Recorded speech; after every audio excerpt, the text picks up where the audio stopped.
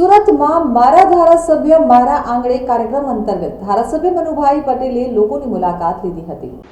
સુરત શહેરમાં મારા ધારાસભ્ય મારા આંગણે કાર્યક્રમની શરૂઆત કરવામાં આવી છે। આ કાર્યક્રમ અંતર્ગત ઉધનાના ધારાસભ્ય મનુભાઈ પટેલ વોર્ડ પ્રમુખ તેમજ કાર્યકર્તાઓ સાથે સોસાયટીમાં જઈ અને લોકોને મળ્યા હતા। તેઓની રજૂઆત સાંભળી હતી અને તે રજૂઆતો લખી જે સ્તરે જરૂર પડે ત્યાં રજૂઆત કરવાની અને સમસ્યાનો ઉકેલ લાવવા પ્રયાસો હાથ ધર્યા છે। તો ધારાસભ્ય મનુભાઈ પટેલે જણાવ્યું હતું કે ઉધના વિધાનસભાની અંદર આપના ધારાસભ્ય આપના આંગણે આ કાર્યક્રમ અંતર્ગત વોર્ડ નંબર 29ની અંદર પ્રમુખ અને કાર્યકર્તાઓ સાથે સોસાયટીમાં જઈ પ્રજા વચ્ચે જઈ રહ્યા છે। લોકોની રજૂઆતો અને પડતી મુશ્કેલીઓનું લિસ્ટ બનાવી અને મનપા તેમજ રાજ્ય સરકાર સ્તરે રજૂઆત કરી તેઓ પ્રાથમિક સુવિધાઓથી વંચિત ન રહે તે દિશામાં અમારી ટીમ કામ કરી રહી છે।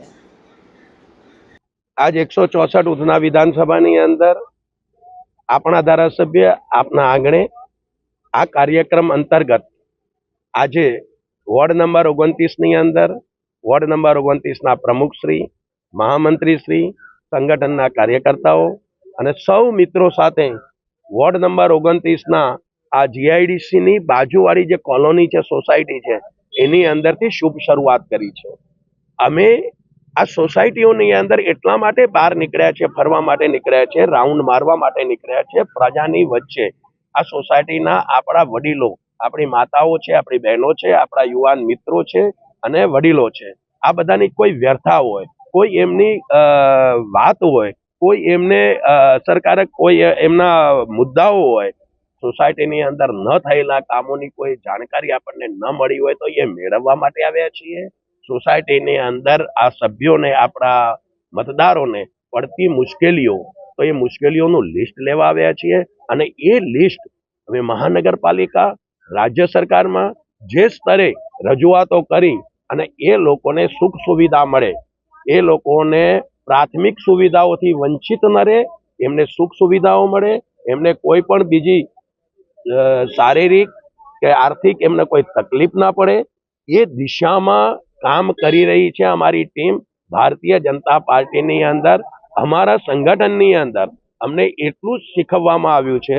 કે ઘરે ઘરે જઈને, દરેક સોસાયટીમાં જઈને, દરેક મતદારો આપણા છે।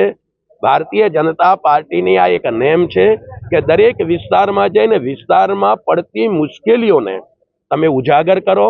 મહાનગરપાલિકાને લગતા પ્રશ્નો હોય તો મહાનગરપાલિકાને અધિકારીઓને વાત કરી સુમેળભર્યા વાતાવરણમાં એનું નિરાકરણ કરો। રાજ્ય સરકારને લગતી કોઈ વાત હોય, કોઈ પ્રશ્ન હોય તો રાજ્ય સરકારમાં રજૂઆત કરી અને એનું બી સુમેળભર્યા વાતાવરણની અંદર એનો નિકાલ કરો। બસ આ જ મુદ્દાને લઈને, આ જ વિષયને લઈને અમે આજે 164 ઉધના વિધાનસભા અંતર્ગત આ અમારા પૂરા વિસ્તારની અંદર આપણા ધારાસભ્ય આપના દ્વારે આ અંતર્ગત અમે આગળ વધી રહ્યા છીએ। મારું નામ હિરેન કાંતિભાઈ પંચાલ, જીઆઈડીસી કોલોનીના સ્થાનિક રહેવાસી છીએ અને આપણા ધારાસભ્ય આપણા આંગણે એ માં આપણે જે મનુભાઈ પટેલ જે છે, આપણા જે ધારાસભ્ય છે, એ અહીંયા અમારા સોસાયટીના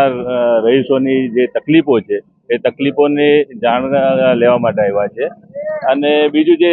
નાની મોટી જે તકલીફો છે, જે પાયાની સુવિધા છે, એ પાયાની સુવિધા ઓલમોસ્ટ બધી સારી જ છે આમ તો,